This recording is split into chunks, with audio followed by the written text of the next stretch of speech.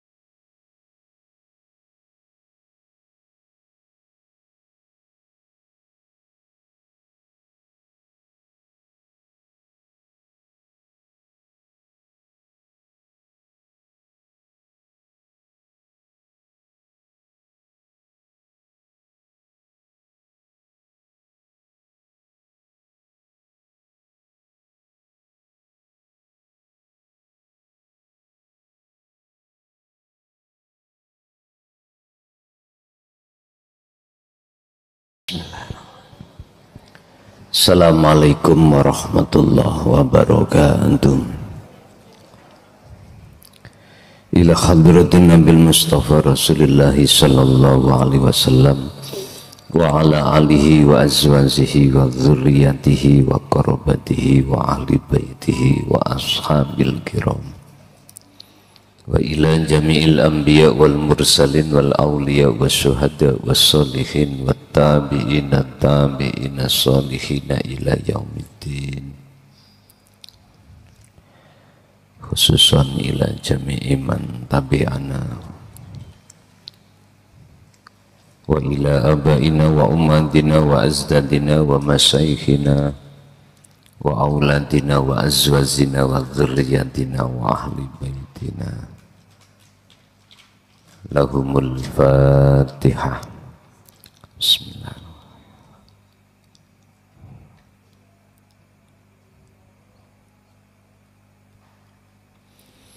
Bismillah, alhamdulillah, la khawla wa la quwwata illa billah. Asyhadu an la ilaha illallah wa asyhadu anna Muhammadan abduhu wa rasuluh. Allahumma salli wa sallim wa barik alaihi wa ala alihi wa ashabihi ajma'in, amma ba'd. Dalam kehidupan di dunia ini banyak orang-orang yang beranggapan bahwasanya ujian yang terberat adalah perkara-perkara yang ada sangkut pautnya dengan jasmani, seperti Allah nguji lewat garwa, bentuknya apapun, istri ataupun suami. Allah menguji lewat anak, berbagai macam bentuk anak. Allah menguji lewat dunya brono, berbentuk apapun. Kata yang belum punya istri atau suami, enak kali kalau sudah punya istri atau punya suami. Aku ini sudah umur 40, belum dapat pasangan. Berarti kalau laki-laki disebut Joko Tuwo, kalau perempuan disebut perawan tuwo.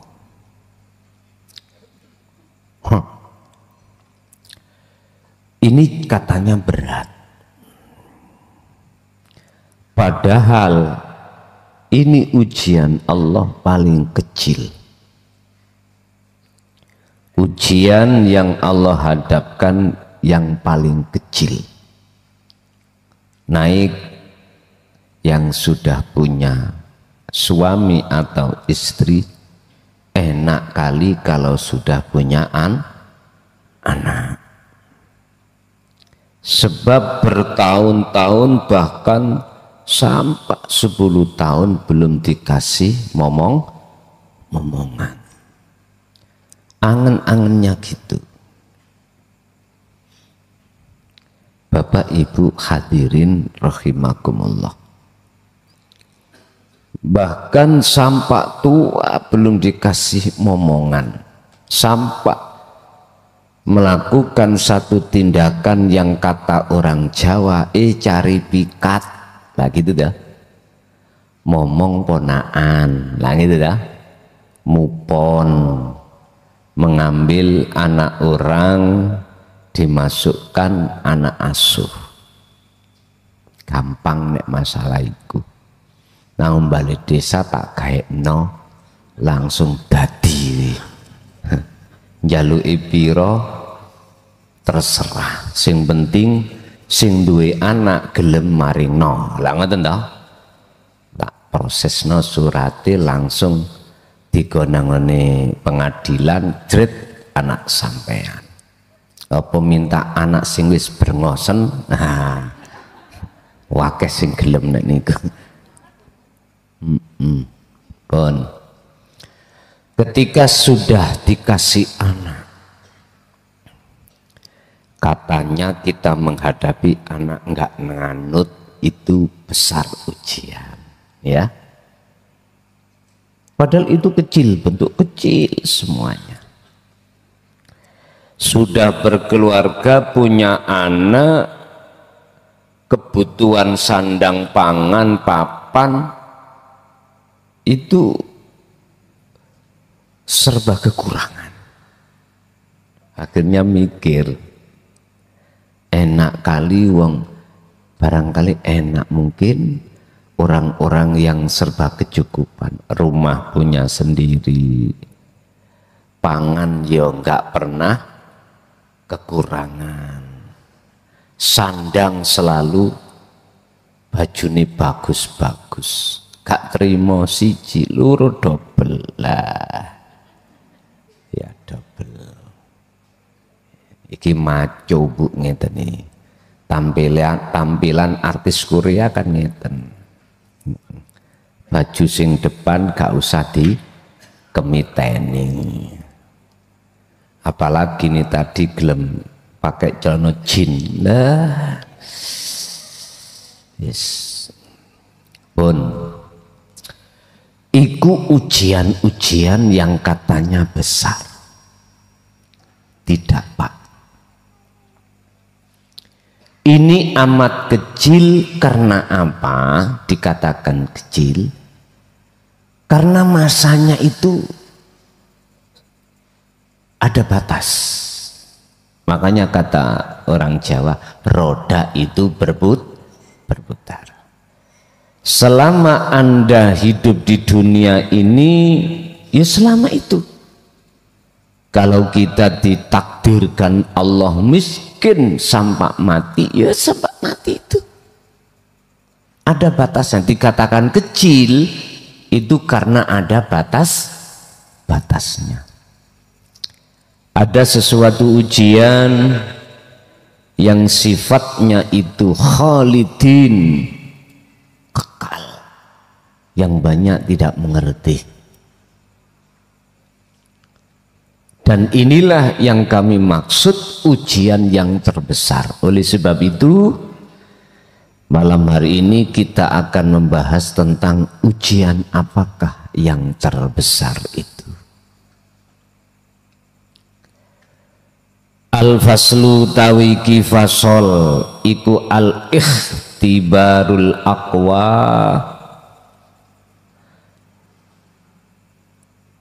ujian kang kuat, ujian sing paling berat. Al-awwal utawi yang pertama, al-ikhtibarul muta'alliqu bil jasadi, qala Allah Ta'ala fi suratil Anbiya ayat 35. Utawi ujian al-muta'alliqu kang berhubungan bil jasadi dengan jasad. Ada ujian pertama adalah ujian yang berhubungan dengan jasmani. Itu tadi, yang laki pingin punya istri, sebaliknya kalau sudah nikah punya anak, kalau sudah punya anak mikir sandang pangan papan. Loh,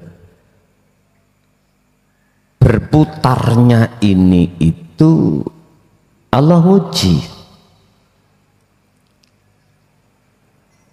Yang sudah punya anak diuji, mohon maaf, anak itu kadang-kadang apa?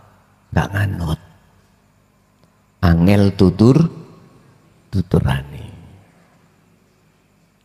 kurang disiplin. Pasti kita sebagai orang tua mikir gitu. Apalagi anak itu sudah berani bermain dengan SS. Tahu SS? Narkoba. Susah. Apalagi sudah mengenal nikah, judi online. Apa jenenge sing tren niku? Slot ayo. Mbuh apa selote?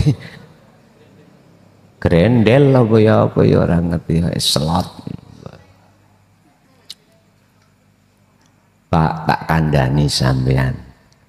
Sing ngandani aku ya dari instansi kepolisian. Singitono kaya apa jenengan main slot? Terpantau. Lu terpantau. Padahal nggak ada yang beritahu, karena di dalam pemerintah niku punya satu alat, yang alat itu khusus untuk memonitor akun yang dibuat untuk hal seperti itu. Namanya siber.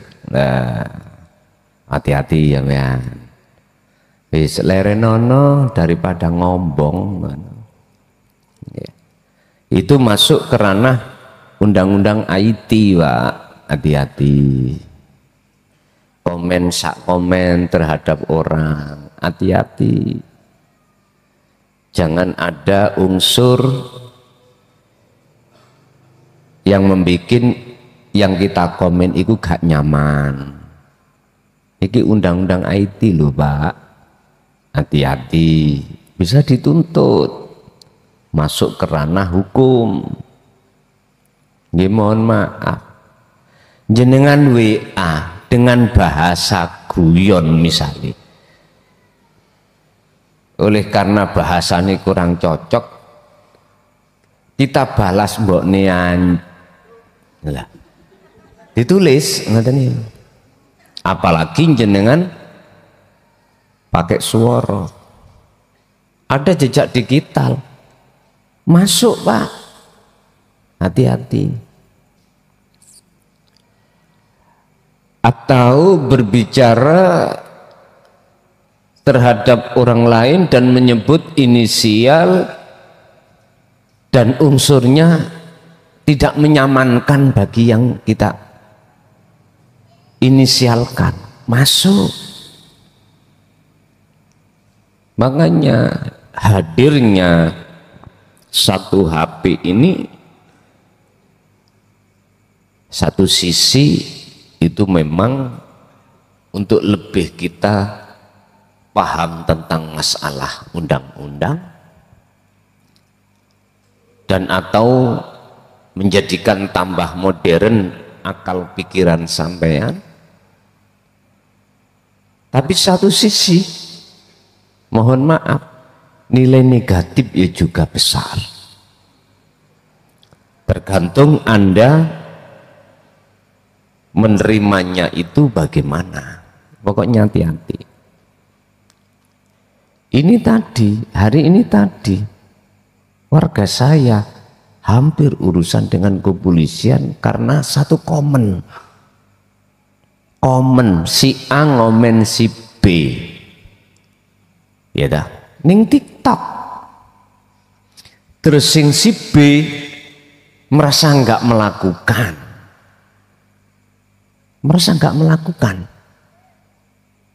si B akhirnya koordinasi kali kepolisian, masuk Pak, masuk pasal undang-undang.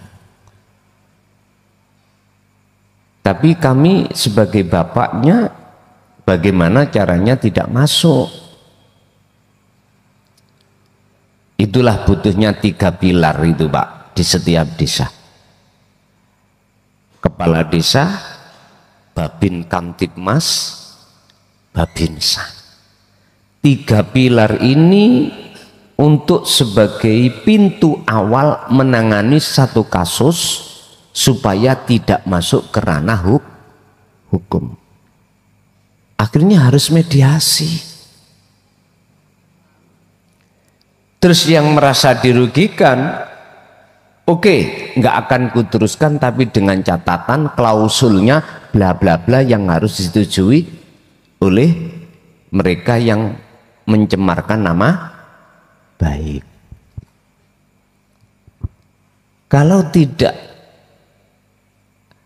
bisa melaksanakan klausulnya yang dilaporkan, masuk.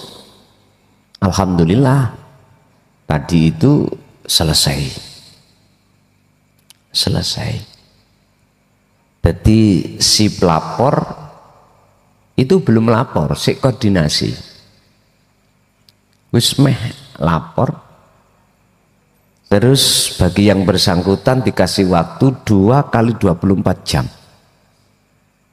Apabila ini gak ada titik temu, akan bisa jadi kerana hukum. Wis ta, dadi kepala desa ra iso turu ya ngono kuwi. Ya ta ya.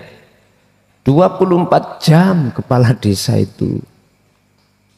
Yes, untungnya pas jam dinas tadi. Jadi bisa kami tangani dan selesailah persoalan itu dengan memunculkan satu pernyataan dari si pelaku. Udah sepakat, ya sudah, free. Tangani 3 pilar ini, Pak. Kasus no pemauan itu, kecuali kasus narkoba.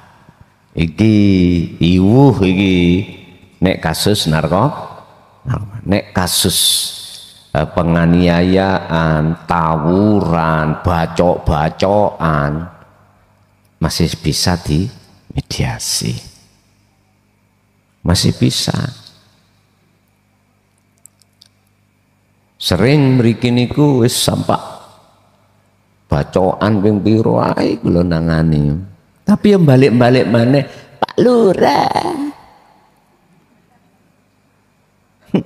Biasanya kewajibannya bapak kan ya kudu nentremno anak lah ngono. Tapi kok cek kebacute ngoten. Wis iki pengalaman buat panjenengan. Kalau jenengan tidak siap menangani iku ya aja sampak jenengan nyalokno dadi kepala desa. Harus siap 24 jam itu harus siap. Semua itu anak-anak kita. Ada baik, ada jeleknya, namanya orang tua ya kecangking. Pun iku bentuk ujian sing cawili, Pak.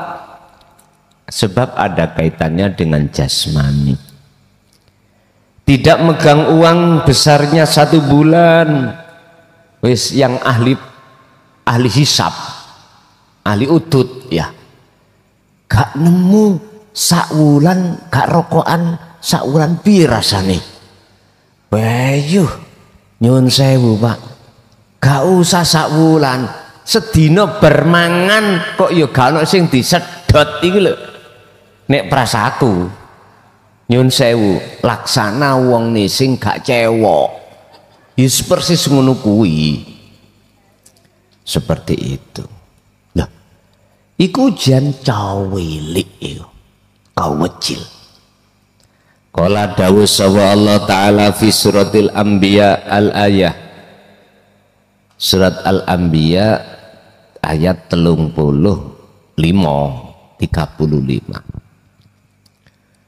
Kullu nafsin utawi saben awak-awakan yang bernyawa iku dha'iqatul maut, mesti ngrasakake kematian.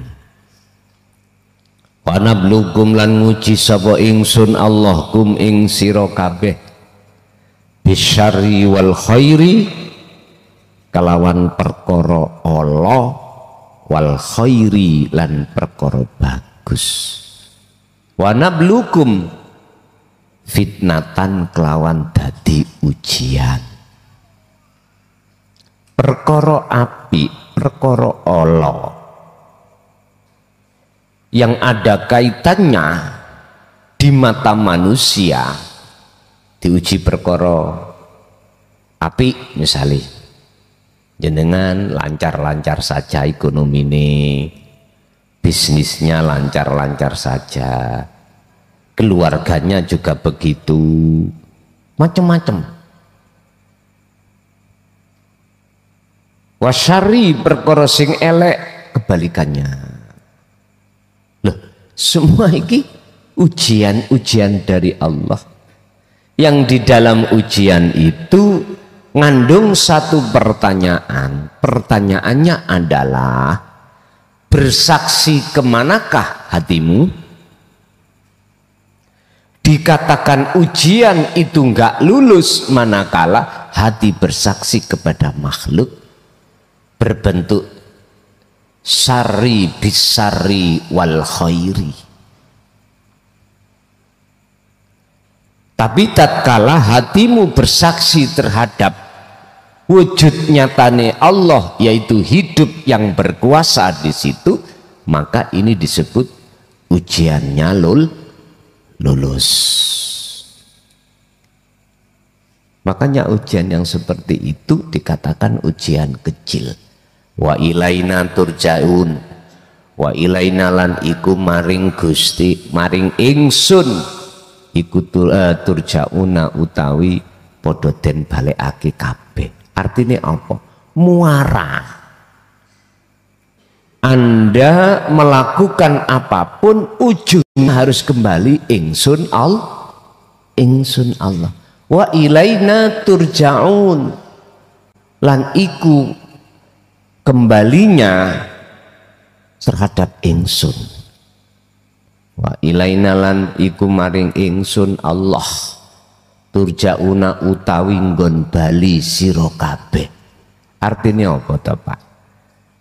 Semua apa di dalam bentuk ujian tadi yang di depan, wajib hatimu itu mengatakan dan beriman sing agawe akune Allah, berarti itu kembali.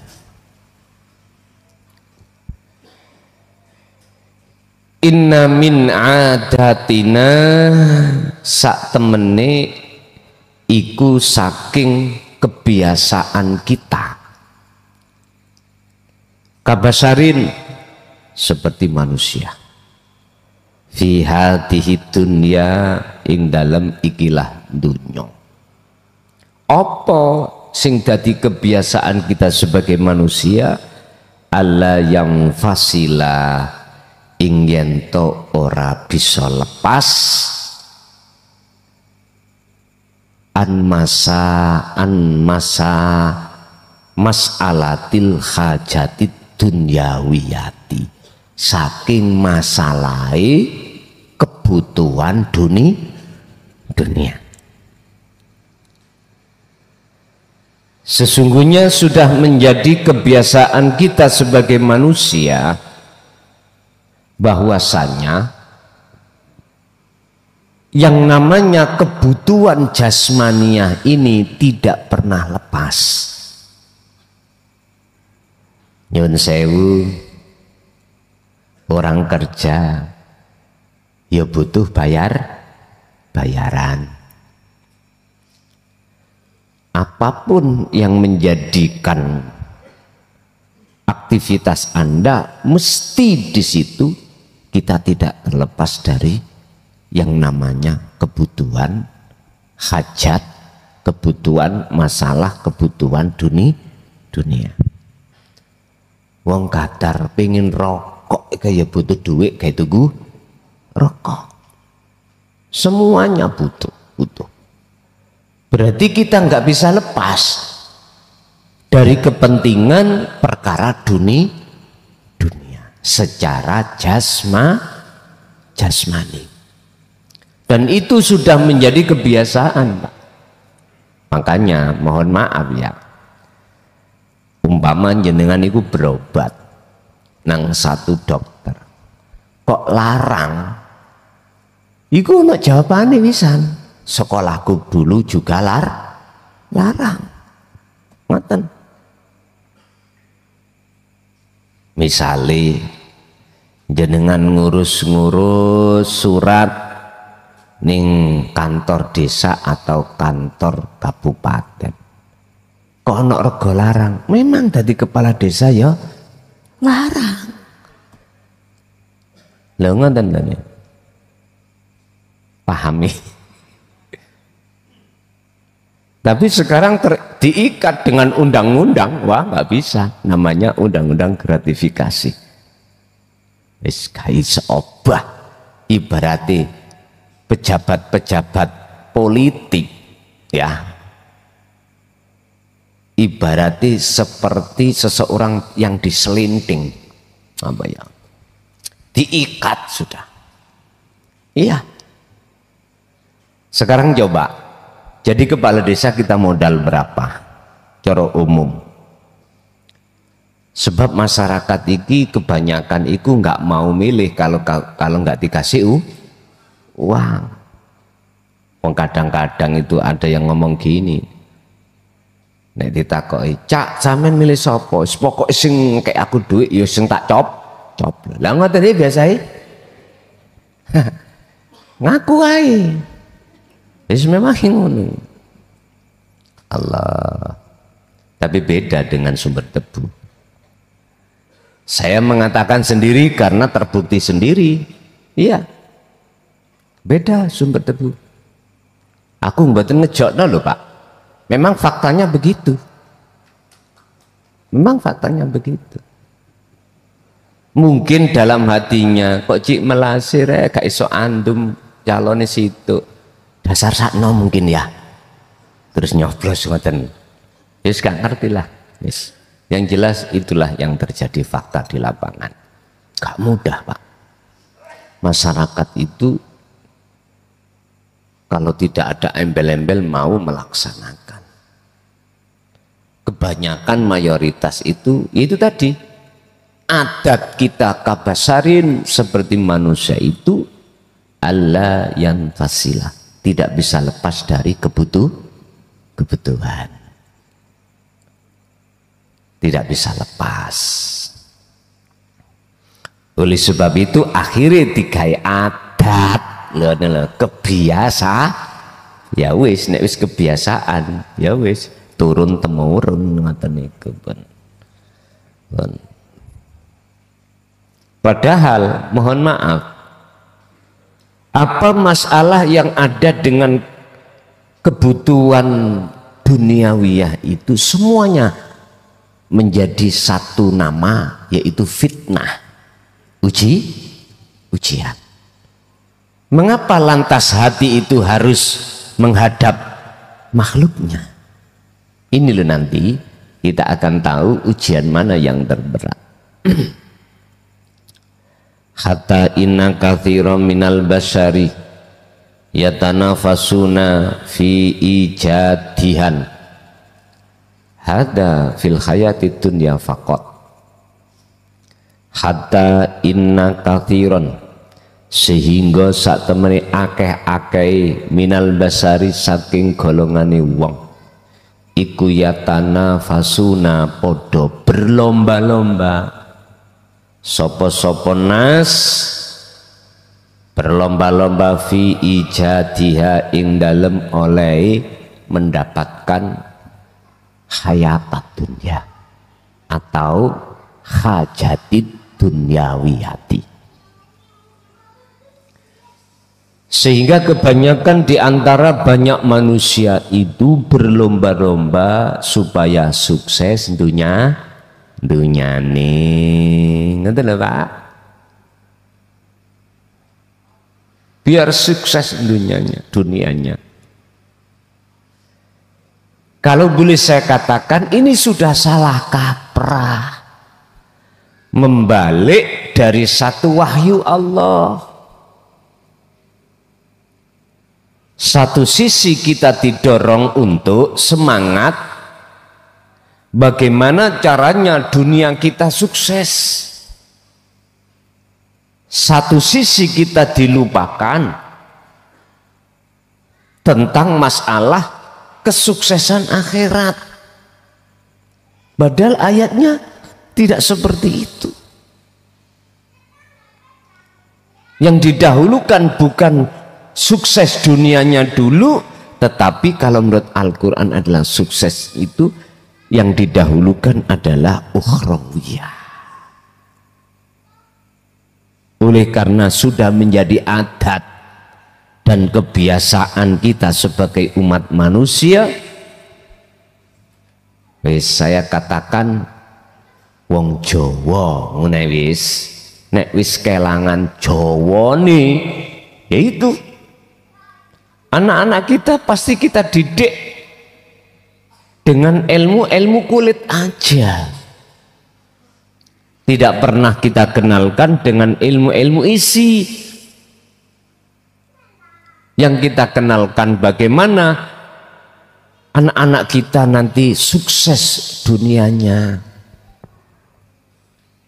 Coba kita menyekolahkan anak, tujuannya anak supaya menjadi anak yang pintar.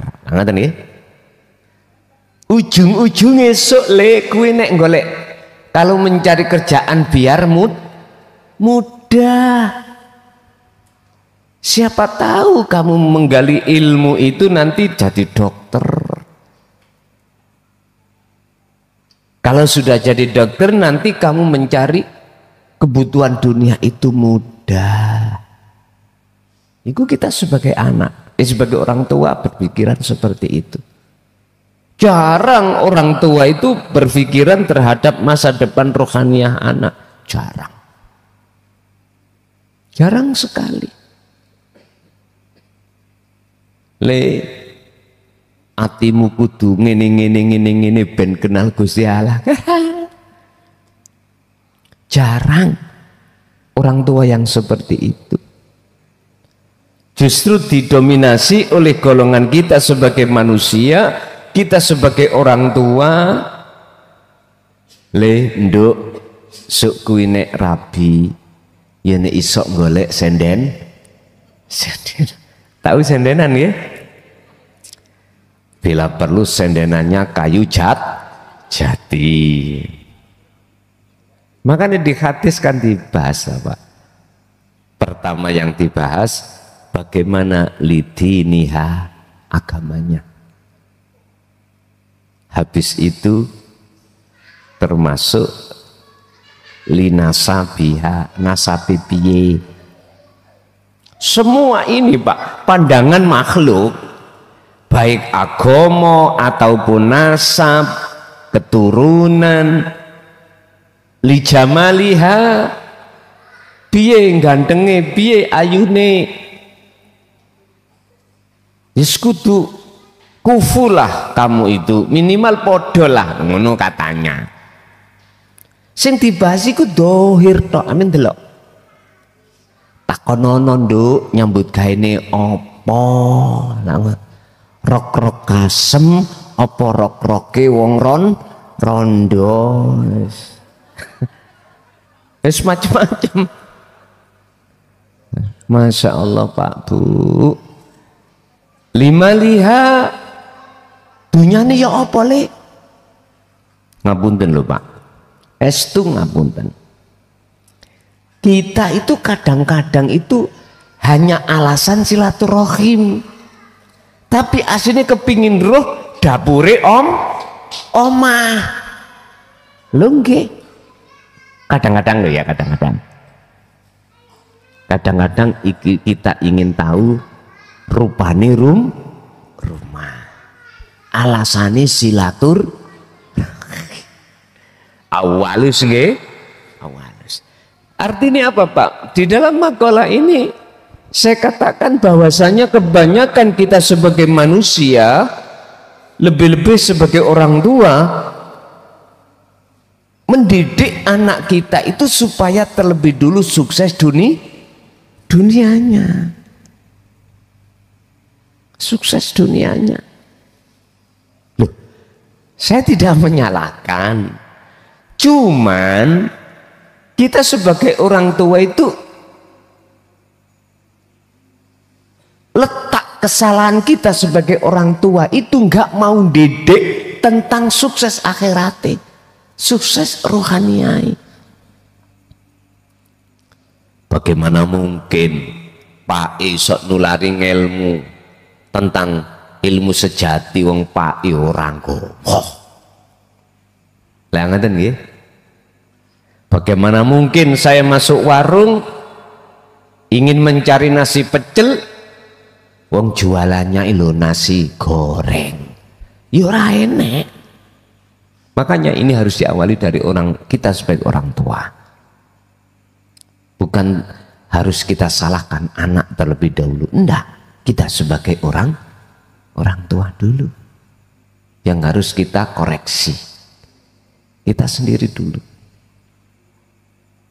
Bapak Ibu hadirin rahimakumullah. Berkenaan dengan kesuksesan itu, qad bayyana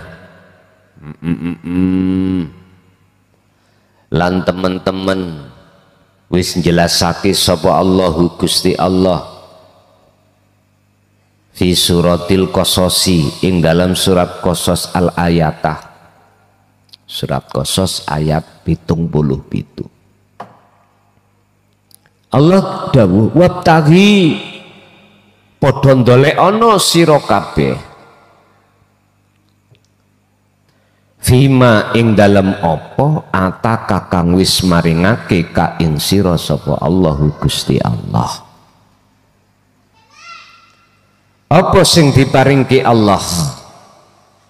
Darul akhirata ing omah akhirat. Artinya ing babakan ruhaniah.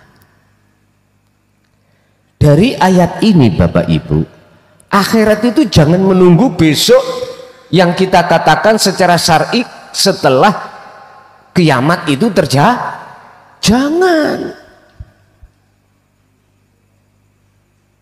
Mengapa demikian?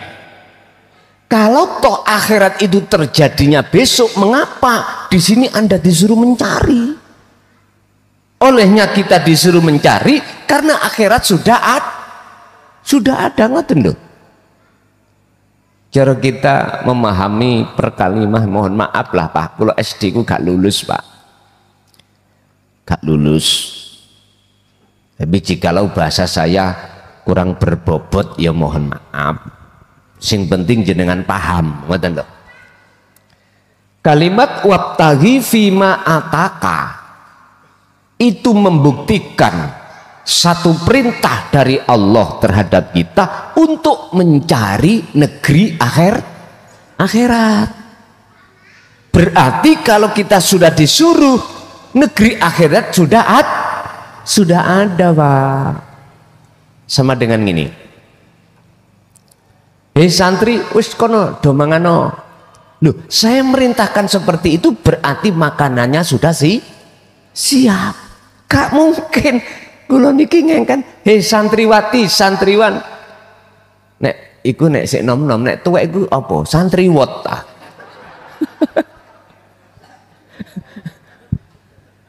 Monggo jenengan dahar. Loh, sementara nasinya belum matang, belum ada, nggak mungkin perintah itu ada. Ingat, setiap ayat yang Allah turunkan itu mesti ada asbabun nuzul, sebab-sebab mengapa itu diperintah karena akhiratnya sudah ada. Mohon maaf Pak, saya bukan berarti mendebat dan menyalahkan yang dulu kita mempunyai angan-angan dan keimanan bahwasanya alam akhirat itu setelah kiamatul kubro donya iki dentek nih Gusti Allah. Tak ngoten ta? Iku mah pemandangan kita dulu Pak. Kalau akhirat tidak terjadi sekarang, gak mungkin ayat ini akan turun. Wabtaghi fima ataqallah darul akhirah. Raihlah, carilah apa yang sudah Allah anugerahkan terhadapmu berupa alam akhirat, darul akhirah.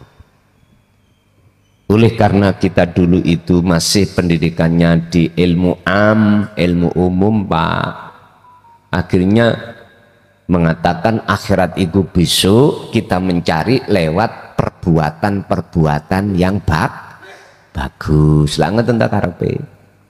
Karepe ngoten. Tapi wis gak iso ketemu dulur. Mboten saged. Lanjut. Wala tansalan ojo sampak nglalekake sira nasibaka ing bagian ira minat dunya, nyatane saking kebutuhan dunya. Artinya apa kebutuhan dunia ini ya jangan kau lupakan. Terus yang menjadi pertanyaan saya, ada hubungan apa antara darul akhirah dengan kalimat minat dunya? Ayo jan wis ngerti paham balaghah manteke langsung nyatok pun. Oh iya berarti dadekno alam dunya dadi alam akhir. Ngoten lho Pak. Temuilah Gusti Allah di setiap ujian apapun. Ujian iku berarti ujian fisik dunya tadi iku disebut minat dunya. Alam akhirate ya sesuatu yang menguasai di situ. Makanya klik ambek teladani Rasulullah yang mengatakan kui jikalau sudah ada keinginan untuk bertemu Allah, dikatakan kau bertemu itu ning alam akhirat. Wal yaumal akhirata wal yaumal akhirah wa dzakarallaha katsiran. Do mlebu nang alam akhirat. Berarti jadikanlah alam dunia ini menjadi alam akhirat. Caranya bagaimana? Kuncine alam akhirat, kuncine ketemu Gusti Allah namung sitok, yaiku zikir. Ingat sampean waktu zaman dulu niku melok-melok istighosah, miftahul jannah la ilaha iku kan zikir.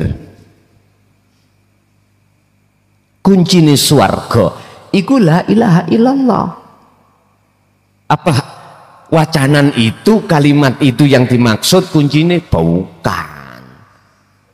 Terape pembuktiannya maksud daripada la ilaha illallah. Makanya ada fa'lam, ngertenono sira, pahamono sira annahu ing sak temene dzikir yaiku rupane la ilaha illallah, meniadakan keakuan makhluk dan mengisbatkan keakuan Allah.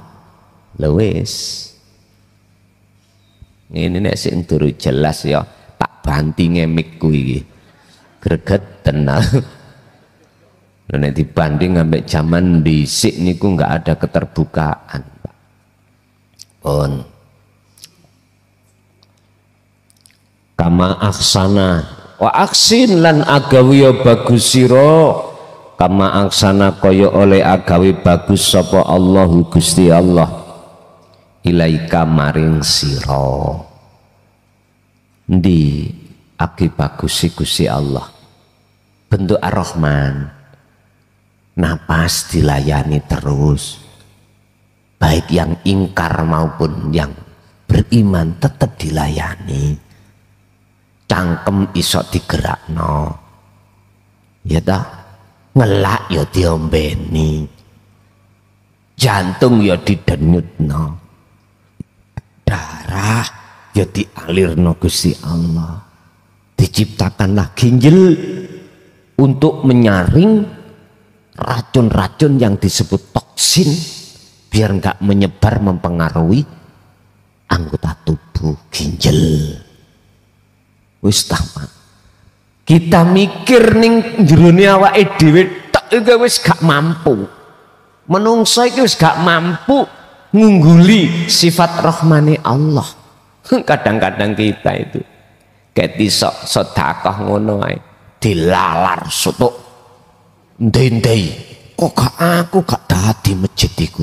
Aduh.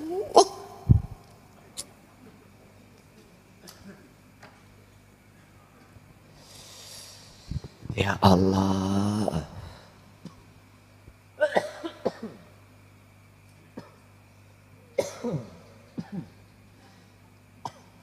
Dilewalat ramari-mari Gusti Allah ora tahu. Tutuh okay.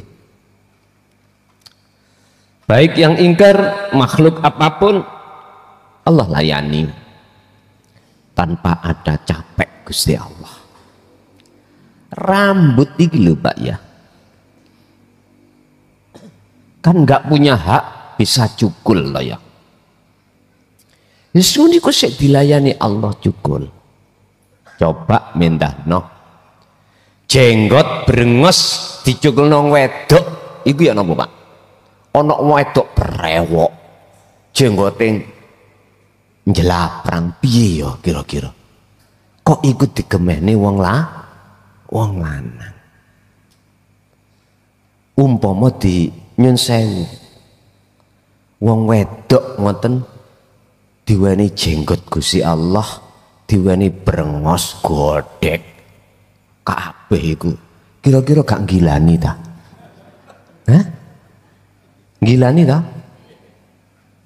Loh, kita nggak bisa bahas mikir sejauh itulah Allah mempunyai sifat Rahman terhadap kita.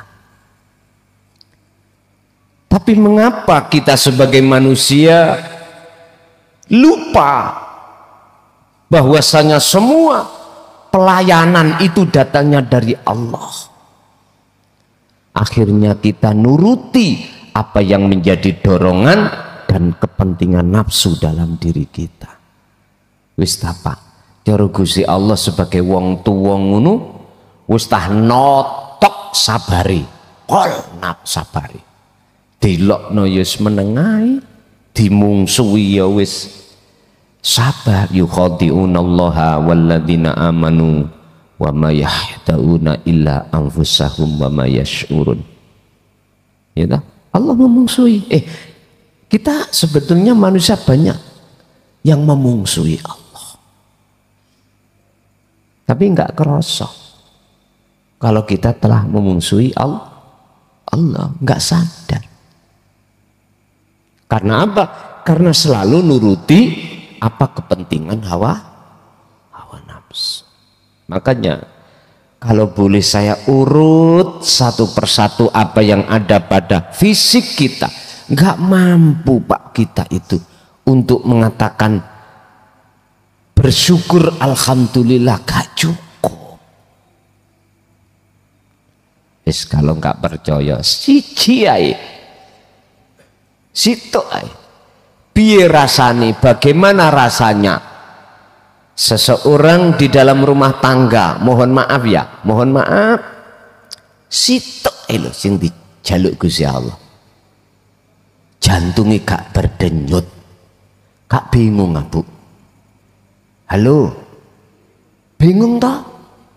Bingung, gak laki gak perempuan, nayap golek tutupe panci dikeblak-keblak wong ngene jari dokter ngoten lho. Kan ada alat untuk memancing jantung. Wis saono tutupe panci digapuk-gepukno plak.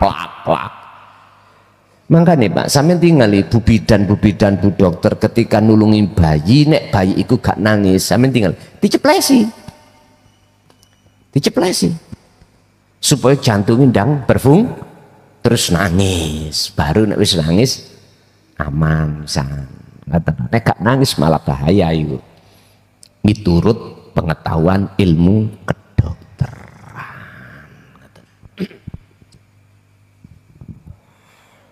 wala tabghi lan ojo sampak ngelakoni sira al fasada fil ardi, ngelakoni ing kerusakan fil ardi ing dalam bumi.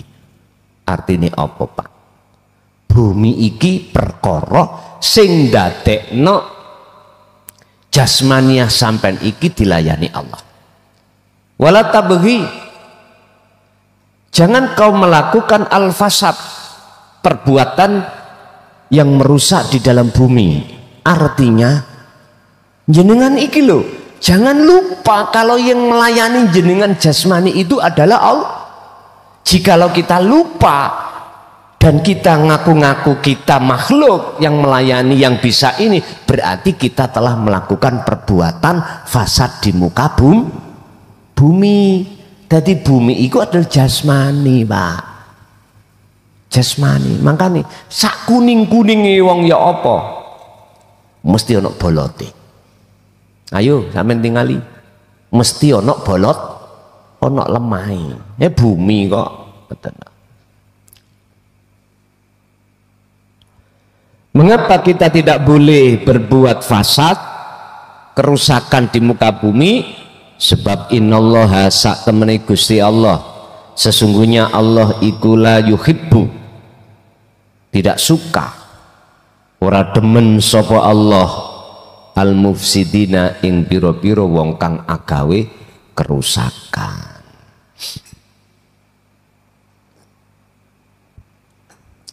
Wis berarti kita lupa yang melayani kita itu adalah Allah, berarti kita sejati ini telah berbuat kerusakan. Beda dengan pandangan syariat Pak, yang dimaksud al-fasada fil ardi, membuat kerusakan di muka bumi, beda lagi, fisik yang dilihat. Bon. Yang kedua, al-maksudu bil hajatir ruhiyati, utawi ujian sing nomor loro, yaitu ujian yang terberat Pak, terberat ini yang banyak manusia tidak mengerti, yaitu yang dimaksud ujian ruhaniyah. Wal maksudu tawi kang den maksud bil hajatir ruhiyati, kelawan kebutuhan ruhaniyah, ujian sing ono kaitane dengan ruh. Apa ujiane? Ya nafsu iku sing didepno sampean. Pes. Kebanyakan manusia gulung tikar melawan hawa nafsu. Yastakhibunal hayatad dunya, nafsu dan bolo konconya, bala tentaranya itu memaksa rohaniyahmu, hatimu untuk mencintai kehidupan dunia.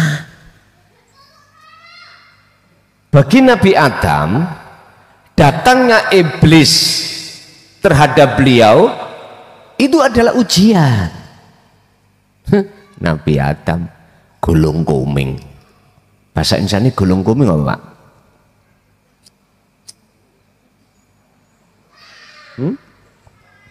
Napa? Gulung kuming ngene lho. Gulung tikar. Kejungkal. Ya oke. Miturut sejarah di dalam Al-Qur'an, jangankan kita, Nabiullah Adam yo terjungkal. Iki yo gara-gara ono ayat sing muncul ngeten lho Pak iki. Wa id qala lil malaikati inni ja'ilum fil ardi khalifah.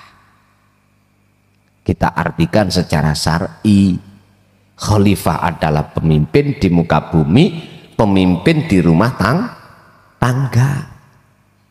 Padahal khalifah itu membimbing nafsumu.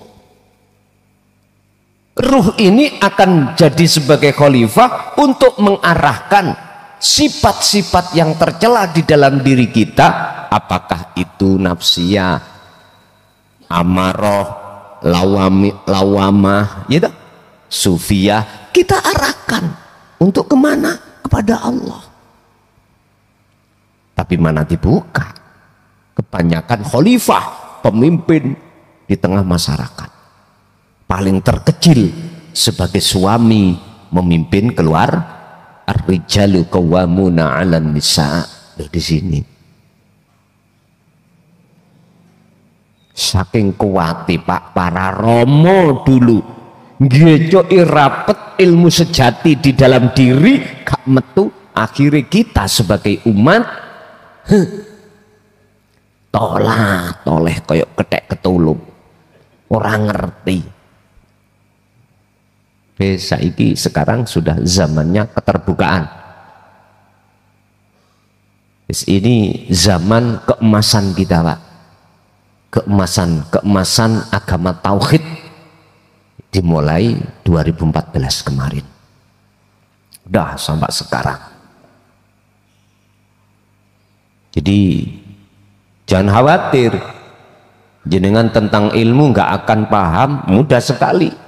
Banyak beliau-beliau yang berkompeten untuk bisa menjelaskan maksud yang sebenarnya. Wahualan utawi kebutuhan rohani iku ar-rahmatu, rahmat. Iki maksudnya. Apa kebutuhan jasmani? Kebutuhan jasmani adalah perkara-perkara yang bersifatkan fisik. Makan, minum, sepeda motor, mobil, jabatan, sandang, pangan, papan. Itu jasmani. Apa yang dimaksud kebutuhan hajatur ruhaniyah ini? Wahuwa ar-rahmatu. Apa itu ar-rahmah? Pertolongan Allah. Wakila syafa'ah. Gak usah syafa'ah ngenteni besok ya, gak usah. Wis kari jaman samane adik syafa'at ngenteni sesuk-sesuk niku.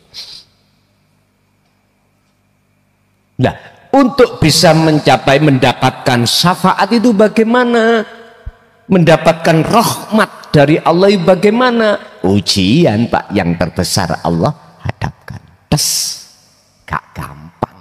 Karena ini ujian yang terberat adalah ketika saat kau baik ibadah murni atau tidak murni, nafsu itu mesti bertengger di dalam hati kita. Ingat, lewat sifat irodah itu menjadi kesangi nafsu. Saya mencatat sifat irodah yang menjadi sifat wajib Allah, kebanyakan kita itu irodah di dalam diri kita itu dijadikan nafsu sebagai terminal, cara sakniki pos benteng utama untuk mengalahkan Anda, sehingga ketika hati punya karep keinginan, mesti nggak bisa kita mengatakan ini keinginan Allah, tapi keinginanku sendiri. Kalau awal ini sudah terjadi seperti ini, maka bentuk proses perjalanan keinginan yang disebut takdir atau perilaku mesti kita akan ngaku-ngaku makhluk yang bisa melakukan. Itu sudah otomatis Pak. Pak, nek diuji kaisok rokokan seminggu niku enteng nek dibanding dengan ujian ini. Nyun sewu. Baik kita yang ahli ibadah, ahli ilmu, wis tah ilmu segala-galanya. Keoke apa? Keosnya kalahnya dengan nafsu. Sing ahli ibadah didorong oleh nafsu supaya semangat ngibadahi, tapi disuruh dipaksa untuk ngaku-ngaku dia yang ibadah. Yang alim juga begitu. Ilmu tentang apapun, kealiman ini pasti nafsu itu akan mendorong terhadap hati kita untuk ngaku. Yang kaya, yang punya jabatan, yang kesemuanya itu pada jatuh pada akhirnya adalah, mohon maaf, kita tidak mampu menghadapi ujian ini. Mulai zaman beliau Nabiullah Adam sampai hari ini detik niki, zaman masa kita, semua manusia itu jatuh terjungkal di dalam kepentingan hawa nafsu. Cuman Allah katakan dalam satu ayat yang Allah jelaskan di dalam surat Al-Hijr ayat 40, illa ibadaka minhumul muhlasin, kecuali yang tidak bisa nafsu pengaruhi. Berarti jenengan coro ujian itu lolos dari ujian terberat ini. Siapa? Minhum, iku setengah saking golongan mereka al-mukhlasina, utawi wong sing atine podo ikhlas, atau atine wong sing podo dipilih dening Gusti Allah, hamba yang Allah pilih. Bapak Ibu hadirin rahimakumullah, siapa mereka yang sudah sampai hatinya ikhlas, itulah hamba yang dipilih. Hamba yang ikhlas adalah hamba yang sudah meniadakan, sudah tiada keakuan makhluk dalam konteks apapun. Kemarin saya bahas di wilayah Bojonegoro, untuk mencapai rahmat makrifat Allah, Anda harus masuk di dalam makom muraqabah. Di dalam makom muraqabah Anda akan difanakan Allah, atau dimasukkan alam fana, atau dibersihkan Allah dari pengakuan-pengakuan hatimu yang disebut tazkiyatun nufus atau tazkiyatun nafsi, bebersih jiwa dari perkara selain Allah. Setelah itu ditarik Allah ning alam makrifat, baru rahmat ini. Dan wahyalan utawi rahmat iku sayun, sesuatu ya ja'alu kang dadekake apa syek, dadekake al-qalba ing ati musyrikan dadi ati kang bercahaya. Yang dimaksud rahmat itu adalah sesuatu yang menjadikan hati jenengan yang asalnya gelap menjadi terang bener. Itulah nantinya yang dimaksud nur makrifat. Wa huwa utawi rahmat iku nurul makrifati, nur makrifat, cahaya kemakrifatan. Allah nyalakan nur makrifat itu, maka fanaklah perkara selain Allah, termasuk dirinya. Berarti yang ada cuman aku, Allah. Itulah rasa yang terjadi pada seseorang yang sudah ditarik Allah dalam makrifat. Wah, kui bengok-bengok aku ya gak kerun. Walakin nurul ma'rifati lan tetap ini apa nurul ma'rifati, caya ma'rifat iku yastaniru, bakal nyalaake sapa Allah bihi kelawan nur apa alqalbu ati iku idakana, Akan tetapi nur makrifat itu Allah akan nyalakan terhadap hati seseorang apabila idakana tatkalane ono opo alqalbu ati ono iku daimat dzikri, dikire terus menerus. Qala ta'ala fi suratil al-ahzab ayat berapa? Ayat 21. Laqad kana lakum fi rasulillahi uswatun hasanah. Di dalam diri seorang rasul itu ada percontohan yang bagus. Mana yang dimaksud hasanah? Al ibadatu allati tu'addiha ruhaniyatun, yaiku ngibadah yang dilakukan oleh ruhaniyah, bukan yang dilakukan oleh jasmaninya.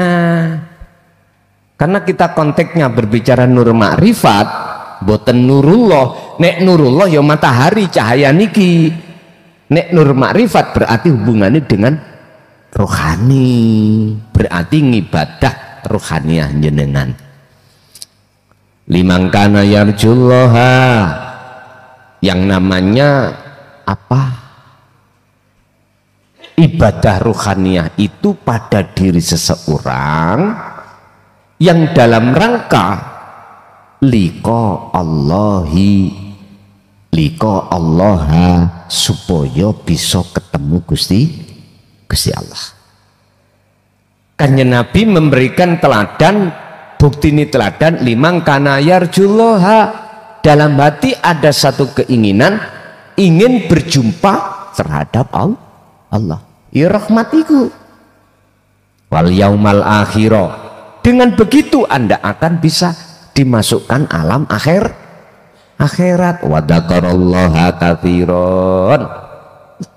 Semua itu tidak lepas dari zikir. Maksudnya yudriku, podo sadar opo alqalbu ati anakulama ing sak temene saben-saben perkara yaf'aluhu kang agawe hu ing mas iku sapa Allahu Gusti Allah al-ahad kang esa. Artine yang dimaksud dzikir di sini adalah hati sadar di dalam segala apapun bahwasannya yang beraf'al, yang melakukan itu adalah yang esa. Umat Islam mengatakan Allah iku karepe. Al khulasatu tawi ringkesih. Pertama, ibtilaul hajatil jasmaniyati iku labudda lahu min ghayatin, utawi ujiane kebutuhan jasmania ikulah Buddha wajib lapo ikulah Buddha ora kena ora lahu kedue ibtila apa min goyatin akhiri pungkasane. Ujian ning dunya iku mesti ana akhire. Jenengan diuji sak umur 90 tahun ya 90 tahun iku wis lho prei wis. Tapi lakin idakana, akan tetapi iku idakana tatkalane opo-opo al iktila ibtila iku ikhtibaron rohanian, ujian sing bangsa rohaniyah ya falani hayata, mongko gak ono marine, ora ono enteke iku maujud lahu kedue ibtila fil akhirah. Artinya apa Pak? Ning dunya sampean iki diuji Allah lewat nafsu, akhirnya ndadekno ati sampean gak iso ketemu rahmat. Nomor loro, jenengan gak ngatekno seruane Allah, justru ngatekno apa ngatekno bahasannya? Memperhatikan seruannya nafsu, akhir hayat Anda tidak terputus. Sampai kapan? Sampai saat terus. istilah orang yang buta di dunia terhadap Allah, di akhirat pun juga buta. Limada? Mengapa? La turidu an tatafakkaru. Mengapa hal itu tidak kau pikirkan? Wahai manusia, mengapa hal itu tidak kau pikirkan? Artinya, posisi kebutaan hati kita pada Allah, posisi ruhaniah kita belum bisa masuk ke akhirat, mengapa tidak kau pikirkan? Ini sebuah pitutur terhadap siapapun dan beragama apapun. Tidak hanya untuk umat Islam. Orang Nasrani, orang Hindu, orang Buddha, Konghucu masuk di dalam pitutur ini. Mengapa alam akhirat yang sudah Tuhan berikan terhadap kita dan kita diperintahkan untuk mencari dan masuk di situ, kita kok yesik terus saya sibuk ngurusi alam dunia. Kapan hari ini? Sementara umur kita dilungkas game lah. Maka ada dikatakan limada la turiduna an tatafakkaru. Mengapa hal itu tidak kau fikirkan? Bahkan Pak Yun Sewu, kita yang sudah tua, asetnya itu luar biasa, nggak ada dorongan hati untuk mikirkan, untuk bertemu Tuhan, nggak ada. Banyak sekali asetnya, jadi sibuk dengan asetnya. Armada bisnya, armada pesawatnya, armada kapal lautnya. Ya Allah Pak, notok sugi, justru malah gak sempat untuk mencari darul akhirah atau alam kelanggengan. Yes. Ini saya kembalikan pada seluruh umat yang mendengarkan di channel kami Ponpes Jaya Baru ini, yang tidak memandang agama apapun, semuanya kena hukum ini. Kau yang kaya, yang kayamu sudah notok ya, sampai 7 turunan tidak habis, katakanlah ya. Anda yang punya jabatan setinggi apapun, kau menjadi presiden atau menjadi raja, ingat, pertama, kau pasti tinggalkan itu. Jabatan, kekayaanmu pasti kau akan tinggalkan, dan dituntut ruhaniahmu untuk bisa kembali kepada Tuhanmu. Bagaimana mungkin kau akan bisa sampai kepadanya sementara ketika saat di dunia kita memungsuinya? Padahal saat di dunia kita sudah dikasih waktu yang longgar untuk mencari alam akhirat tadi. Mengapa kau masih bersikukuh alam akhirat besok kutemukan setelah kiamat datang? Ya sudah, nggak apa-apa, itu hakmu. Terus dari yang belakang son cocot mengojok jeplak po'o. Masih akan rokyot aku sih ngerasa di awakmu lapo gak melok-melok. Terserah aku sih. Oh ya wis, nek ngoten yo gak salah awak. Ya wis ngoten mawon Bapak Ibu. Semoga bermanfaat. Al-Fatihah. Pemirsa yang dirahmati Allah, begitu tadi uraian ilmu dari Gus Mukhlason Rosyid. Semoga apa yang didawuhkan dan disampaikan tadi bisa menjadikan tambahan ilmu pengetahuan yang bermanfaat dan berkah bagi kita semua, yang akhirnya apa yang kita amalkan menjadi lebih sempurna. Amin, amin ya rabbal alamin. Demikian dari kami, kurang lebih mohon maaf. Wassalamualaikum warahmatullahi wabarakatuh.